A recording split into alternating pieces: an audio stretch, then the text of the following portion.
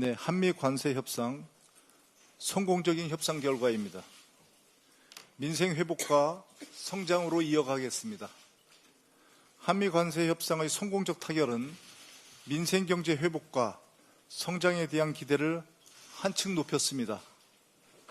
그저께 코스피 지수는 2021년 8월 이후 약 4년 만에 최고치를 기록했습니다. 주요 언론들은 불붙는 증시, 활기도는 증시, 코스피는 불장이라는 타이틀로 속보를 내보냈습니다. 어제 오전 한미 관세 협상의 타결 소식에 코스피 지수는 장중 연고점인 3,288을 찍었습니다. 지금의 흐름을 코스피 5천 시대의 동력으로 삼아 민생경제 회복과 성장으로 반드시 연결하겠습니다. 한미 관세 협상이라는 큰 고비를 잘 넘겼습니다만 앞으로 우리가 걸어가야 할 길이 평지만 있는 것은 아닙니다. 신발끈을 더 단단히 조여매겠습니다. 정부와 함께 협상의 결과와 후속 과제를 점검하겠습니다. 민생경제, 우리 산업과 수출에 미칠 영향을 면밀히 분석하고 필요한 대책과 입법을 신속하게 추진하겠습니다. 2주 내로 이재명 정부 출범 이후 첫 한미 정상회담이 개최된다고 합니다. 성공적인 한미 정상회담이 될 수 있도록 정부를 든든하게 뒷받침하겠습니다.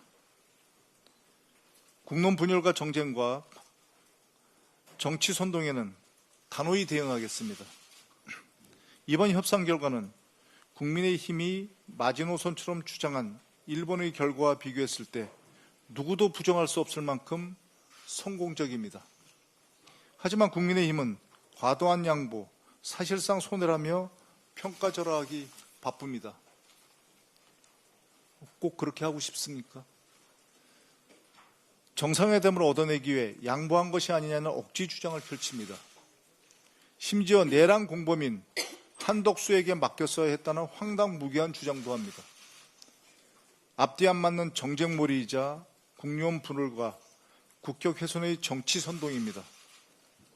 내란 동조 혐의에 이어 이번에도 확인이 되었습니다. 국민의힘은 자정과 혁신의 능력을 상실했습니다. 법과 역사, 주권자인 국민의 심판을 피할 수 없을 것입니다. 국민의힘은 스스로 심판의 시간을 앞당기는 어리석은 행동을 멈추기 바랍니다.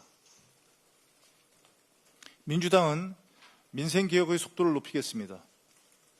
대표적인 경제 형벌인 배임죄를 신속하게 정비하겠습니다. 위법적인 경제 사안을 형벌로 처벌하는 경제 형벌은 사실 과거 군사 독재 정권의 유산이기도 합니다. 대부분의 국가에서는 민사적 손해배상 책임으로 제재하고 있습니다.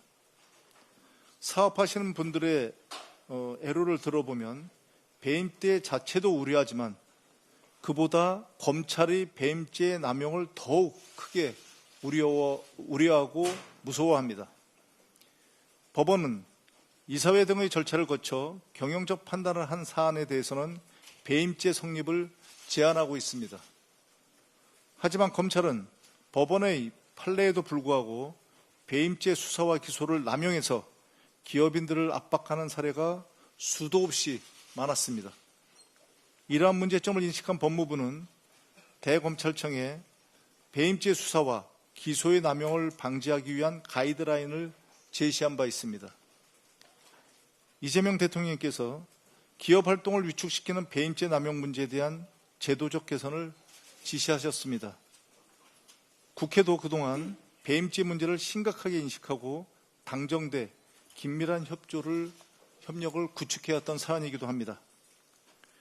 제도 개선의 공감대가 형성된 지금이야말로 개혁의 적기입니다. 민주당은 대표적인 경제 형벌이자 검찰의 기업인 압박용으로 남용되는 배임죄를 신속하게 정비하겠습니다.